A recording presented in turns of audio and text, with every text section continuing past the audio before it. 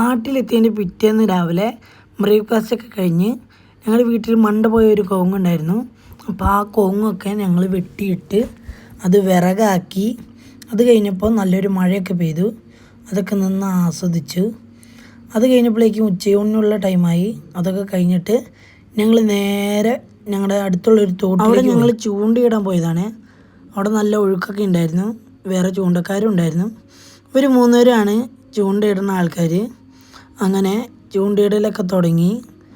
അവരവിടെ ചൂണ്ടയിടുന്നതിൻ്റെ ഇടയിൽ ഞങ്ങളിങ്ങനെ കുറച്ച് ഫോട്ടോസും വീഡിയോസൊക്കെ എടുത്തു. അതിൻ്റെ ഇടയിൽ രണ്ടാമത്തെ അളിയന് ഒരു ആരൽ മീൻ അടിച്ചിട്ടുണ്ട്.